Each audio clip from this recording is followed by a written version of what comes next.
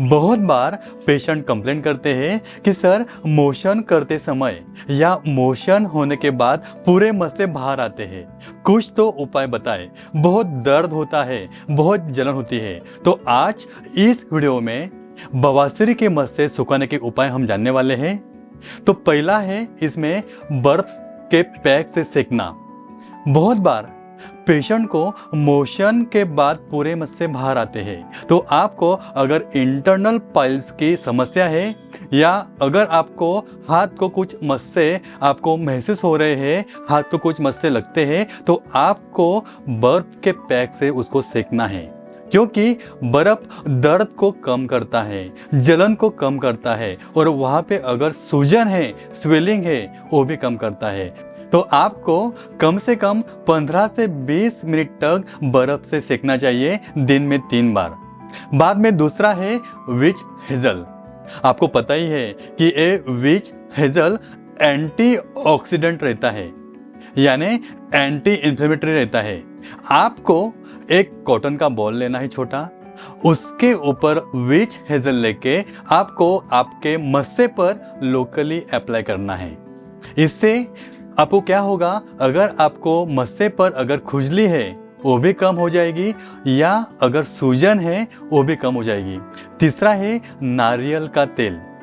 नारियल का तेल एक मॉइस्चराइजर है जो जलन को कम करता है, सूजन को कम करता है। ये नारियल का तेल आपको लोकली अप्लाई करना है, उसका मसाज करना है। तेल लगाने के बाद मस्से पर 2 से 3 मिनट तक मसाज करना है। ये आपको हर 2 घंटे के बाद, 3 घंटे के बाद आपको उसको यूज़ करना है। एक कंटिन्यू आपको 2 महीने तक यूज़ करना है। जो बवासीर के मस्से ड्राई रहते हैं, इचिंग रहते हैं, यानी वहाँ पे खुजली ज़्यादा रहती है, वहाँ पर नारियल का तेल का अच्छा रिजल्ट देखा गया है। बाद में है चौथा एलोवेरा। आपको पता ही है कि ये जो एलोवेरा रहता है ये एंटी इन्फ्लेमेटरी रहता है, यानी घाव को ठीक करता है, जख्म को भरता है और वहाँ पे अगर सूजन है तो सूजन को भी कम करता है, खुजली को कम करता है। बहुत बार पेशेंट को ये जो मोशन के बाद जब भी मस्से बाहर निकलते हैं तो काफ़ी सारा दर्द होता है और दर्द होने से वहाँ पे जलन सी महसूस होती है। तो एलोवेरा ठंडा रहता है।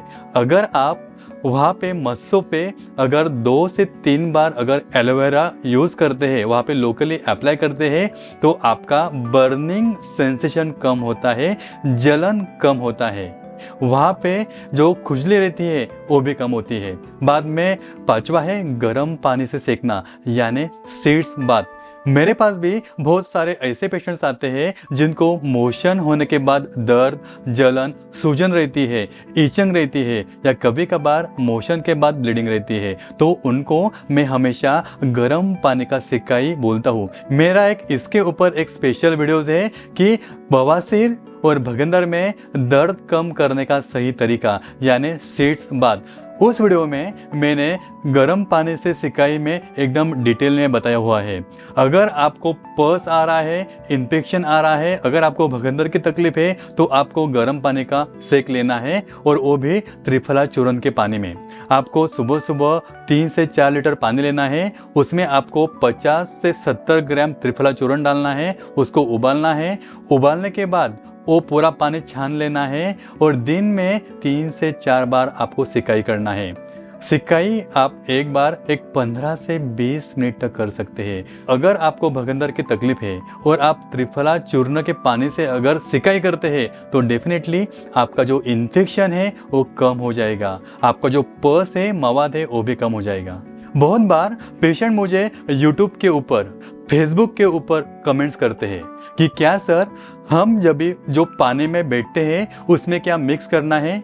देखो, आप उस पानी में चाहिए तो एप्सम सॉल्ट भी ऐड कर सकते हैं या एप्पल साइड विनेगर भी ऐड कर सकते हैं। मैं तो हमेशा पेशेंट को बोलता हूँ कि आपको एक प्लेन पानी में बैठना है, प्लेन गर्म पानी का सिकाई लेना है।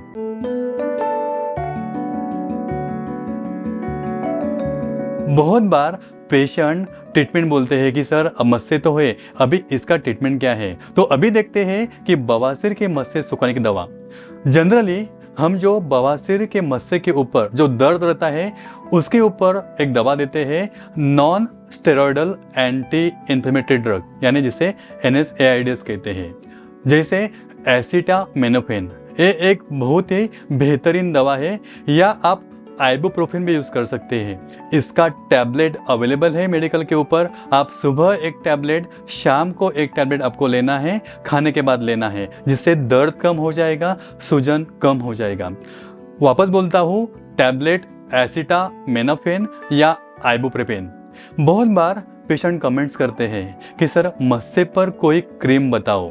वैसे तो मेरा बवासीर की मस्से जड़ से ख़त्म करने के मलम एक स्पेशल वीडियोज़ है, वो भी आप देख सकते हैं। जनरली हम बवासीर के मस्से होते हैं उस पर हाइड्रोकोर्टिज़ोन क्रीम यूज़ करते हैं, जैसे एनोवेट क्रीम। एनोवेट क्रीम ANOVATE, एनोवेट क्रीम बहुत ही अच्छा क्रीम है। उसमें फिनाइलनिफ्रिन करके ड्रग है, इसके साथ साथ बेक्लोमेथाजोन करके है, और तीसरा लिंडोकेन करके। क्योंकि अगर पेशेंट को इचिंग होती है तो इचिंग होने से भी काफ़ी सारी तकलीफ रहती है, तो ये जो एनोवेट क्रीम रहता है इचिंग को कम करता है। कभी कभार सख्त मल होता है, मोशन को हार्ड मल होता है, और हार्ड मल होने की वजह से पेशेंट को दर्द रहता है, तो ये जो मलम जो है Anovate cream as a painkiller use होता है। बाद में ये जो मलम रहता है या ये जो टैबलेट रहती है, वहाँ पे जो रक्त वाहिका होती है उसको सिकुड़ दी जाती है, यानी जो ब्लड वेसल्स श्रिंक करती है।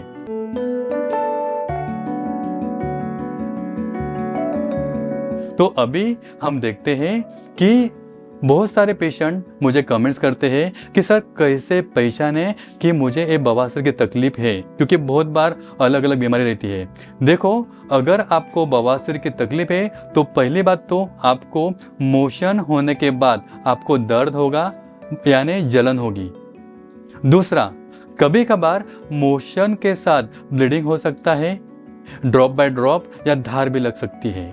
तीसरा, मोशन के रास्ते से अगर ज़्यादा हार्ड मल निकलता है तो अंदर से चिरा बनता है, उसे फिशर कहते हैं, तो उसमें इचिंग होती है, बहुत खुजली आती है पेशेंट को।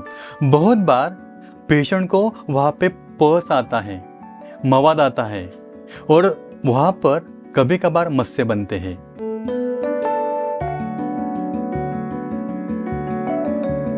बहुत बार पेशेंट मुझे सवाल पूछते हैं कि ए सर बवासीर की तकलीफ होती है क्यों है। इसका मेन कारण है कॉन्स्टिपेशन, मोशन को कड़क होना, मोशन को सख्त होना। मेरा एक स्पेशल वीडियो है कि सख्त मल को मुलायम करने का एक आसान तरीका। जी, अगर आपको सख्त मल हो रहा है तो आप एरंडेल का इस्तेमाल कर सकते हैं। एरंडेल, कैस्टर ऑयल या इसबगोल की भूसी आप ले सकते हैं। एक बात का ध्यान रखना है कि आपको कॉन्स्टिपेशन की समस्या नहीं होनी चाहिए। अगर आपको बार बार कब्ज होता है, बार बार मोशन में सख्त मल होता है, तो डेफिनेटली आपको बाद में बवासीर, फिशर और भगंदर होने का चांस बढ़ जाता है।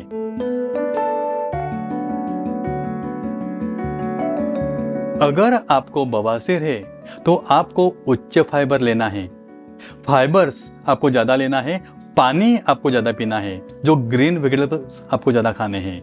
बाद में आपको पनीर जैसी चीज़ें नहीं खानी है, चिप्स नहीं खाना है, फास्ट फूड नहीं खाना है, क्योंकि अगर आप पनीर, चिप्स, फास्ट फूड खाते हैं तो आपका पाचन शक्ति पूरा बिगड़ जाएगा, आपको इनडाइजेशन होगा, जिससे आपको गैसेस की तकलीफ होकर आपको बवासीर और फिशर या भगंदर होने का चांसेस बढ़ जाता है। बाद में आइसक्रीम, मांस, सिगरेट, शराब, तंबाकू, गुटखा, ये भी आपको नहीं लेना है, क्योंकि जनरली अगर पेशेंट अगर स्मोकिंग या शराब पीता है तो स्मोकिंग और शराब पीने से भी बॉडी में गर्मी बढ़ती है, और गर्मी बढ़ने की वजह से आपको बवासीर और भगंदर की तकलीफ ज़्यादा होने लगती है।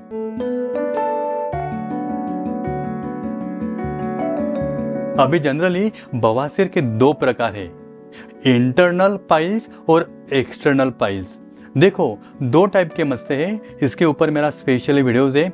अगर आपको बवासीर के मस्से अगर हाथ को बाहर से लगते हैं, उसको बोलते हैं बवासीर के बाहरी मस्से या एक्सटर्नल पाइल्स या एक्सटर्नल हेमोरॉइड। दूसरा रहता है internal piles. Internal piles generally हाथ को महसूस नहीं होता है। इंटरनल पाइल्स को देखने के लिए डॉक्टर दूरबीन से जांच करती है, उससे कहते हैं प्रोक्टोस्कोपी। जनरली पेशेंट कंप्लेंट करता है कि सर जब भी मोशन होता है, मैं जब भी मोशन के टाइम जोर लगाता हूँ और अंदर से कुछ मांस बाहर आता है, वो हो गया internal piles. Generally internal piles के 4 प्रकार होते हैं, first degree, second degree, third degree और फोर्थ डिग्री। फर्स्ट डिग्री यानी क्या, जो इंटरनल पाइल्स छोटे होते हैं उसे इंटरनल पाइल्स कहते हैं। जनरली इसमें ज़्यादा इतना कुछ तकलीफ नहीं रहती है। अगर आप फर्स्ट डिग्री होने के कारण अगर कोई ट्रीटमेंट नहीं लेते हैं या बार बार मोशन करते समय अगर जोर लगाते हैं तो फर्स्ट डिग्री बदल जाता है सेकंड डिग्री। सेकंड डिग्री में क्या होता है कि मोशन के बाद मस्से बाहर आते हैं और 1-2 मिनट 3-4 मिनट के बाद अपने आप अंदर जाते हैं, वो हो गया सेकंड डिग्री। अगर आपको सेकंड डिग्री पाइल्स है और उसके ऊपर भी आपने कोई परमानेंट दवा या कोई ट्रीटमेंट अगर नहीं लेते हैं और अगर बार बार आपको कब्ज की तकलीफ होती है और बार बार आप मोशन के टाइम अगर जोर लगाते हैं तो सेकंड डिग्री पाइल्स बन जाता है 6 महीने के बाद, 1 साल के बाद थर्ड डिग्री, यानी थर्ड डिग्री इंटरनल पाइल्स। इसमें क्या होता है कि मोशन के बाद पूरा मांस बाहर आता है और वो अपने आप अंदर नहीं जाता है, वो उंगली से अंदर ढकेलना पड़ता है, उसे बोलते हैं थर्ड डिग्री इंटरनल पाइल्स। तो इसके ऊपर भी अगर आप कोई ट्रीटमेंट अगर नहीं लेते हैं तो थर्ड डिग्री इंटरनल पाइल्स बन जाता है फोर्थ डिग्री, यानी सबसे चौथा स्टेज। इसमें क्या होता है कि मोशन के बाद की पूरे मांस बाहर आता है और वो भारी रहता है, कुछ भी करके अंदर नहीं जाता है। तो फोर्थ स्टेज में काफ़ी सारी तकलीफ पेशेंट को रहती है, काफ़ी सारा पेन रहता है और काफ़ी सारी सूजन रहती है। ये तो बहुत इमरजेंसी ट्रीटमेंट है। इसमें पेशेंट को तुरंत एडमिट करके लेज़र ट्रीटमेंट किया जाता है। बहुत बार पेशेंट मुझे इंजेक्शन थेरेपी के ऊपर पूछते हैं कि इंजेक्शन थेरेपी के बारे में पूछते हैं। देखो, इंजेक्शन थेरेपी अगर इंटरनल पाइल्स का फर्स्ट डिग्री में ही सक्सेसफुल है, अगर आपको सेकंड डिग्री पाइल्स है, थर्ड डिग्री पाइल्स है या फोर्थ डिग्री इंटरनल पाइल्स है तो बार बार आपको इंजेक्शन थेरेपी लेना पड़ता है। मेरे स्पेशली इंजेक्शन थेरेपी कर 2 से 3 वीडियोस है। Second degree, third degree, fourth degree, इसके ऊपर आप लेजर ट्रीटमेंट कर सकते हैं। बहुत बार पेशेंट ओपन सर्जरी करते हैं। ओपन सर्जरी यानी क्या कि बहुत बार एमए सर्जन जो मस्से रहते हैं वो पूरा कटिंग करके निकाल देते हैं और वहाँ पे टाके लगा देते हैं, उसको बोलते हैं हेमोरोडेक्टोमी। लेकिन मैं हर एक वीडियोस में बोलता हूँ कि अगर आपको बवासीर के बड़े बड़े मस्से हैं, आपको ओपन सर्जरी नहीं करना है, कटिंग वाला ट्रीटमेंट नहीं करना है, क्योंकि अगर आप कटिंग करते हो, अगर एमए सर्जन वहाँ पे मस्से कटिंग करते हैं तो कटिंग करते समय वहाँ पर रहने वाला इंटरनल स्फिंक्टर मसल कट होता है, जिससे मोशन का कंट्रोल छूटता है। और दूसरी बात, ओपन सर्जरी में रिकरेंस बहुत है, यानी ऑपरेशन करने के बावजूद भी वापस 1 साल के बाद, 2 साल के बाद पाइल्स होने की संभावना बनी रहती है। इसके ऊपर मैंने एक स्पेशली एक बुक लिखा है जिसका नाम है से नो टू सर्जरी। इसका नाम है से नो टू सर्जरी, वो आपको पढ़ना चाहिए। इसमें मैंने सब डिटेल में बताया हुआ है कि अगर आपको भगंदर है, अगर आपको फिस्टुला है तो सर्जरी करने के बावजूद भी वापस क्यों होता है, लेज़र ट्रीटमेंट कैसा अच्छा है। देखो, अगर आप लेज़र करते हैं तो आपको किधर भी आपको टाका नहीं लगता है, घाव नहीं होता है, दर्द बहुत कम से कम रहता है और रिकरेंस आपको नहीं होता है। तो लेज़र ट्रीटमेंट के ऊपर मेरे बहुत सारे वीडियोज़ है, वो आपको देखने हैं। बहुत सारे ओपन सर्जरी वर्सेस लेज़र, यानी बहुत बार पेशेंट कंफ्यूज होता है कि बवासीर के मस्से है, फिस्टुला है, ओपन सर्जरी करना है या लेज़र करना चाहिए। तो इसके ऊपर स्पेशली वीडियोज़ है। बहुत बार पेशेंट धागे की ट्रीटमेंट सोचता है, तो धागे वाला ट्रीटमेंट वर्सेस लेज़र ट्रीटमेंट। अगर आपको भगंदर है, बार बार सर्जरी करना पड़ रहा है, 2-3 बार सर्जरी करने के बावजूद भी अगर आपको वापस रिकरेंट फिस्टुला बन गया है तो धागे वाला ट्रीटमेंट सही है या लेज़र सही है? ऑब्वियसली लेज़र ही सही है, क्योंकि धागे वाला ट्रीटमेंट में बहुत पेन रहता है और धागे वाला ट्रीटमेंट जो रहता है उसको 2 से 3 महीने वो लग जाते हैं। तो ऑब्वियसली धागे वाले से लेज़र ट्रीटमेंट ही अच्छा है। वैसे तो मेरे बहुत सारे वीडियोस यूट्यूब के ऊपर अवेलेबल है, वो आप देख सकते हैं। अगर आपको कुछ भी कन्फ्यूज़न है तो आप डायरेक्टली मुझसे बात कर सकते हैं, मुझसे वीडियो कंसल्टिंग कर सकते हैं। मेरा नंबर है 9820703498। अगर आप जो भी ट्रीटमेंट ले रहे हैं और ट्रीटमेंट लेने के बावजूद भी अगर आपको कुछ भी अगर रिजल्ट नहीं आ रहा है तो सीधे आप मुझे कॉल कर सकते हैं। Doctor Deepali, doctor Prathamesh, doctor Shikha से आप बात कर सकते हैं, जिससे आपको काफ़ी सारा अच्छा फ़ायदा होगा। अभी हमने क्या किया है कि ऑल ओवर इंडिया हमने हमारा 70+ ब्रांचेस हमने ओपन किए हैं। हमारे हर एक बड़े बड़े सिटीज़ में पाइल्स लेज़र के ब्रांचेस है।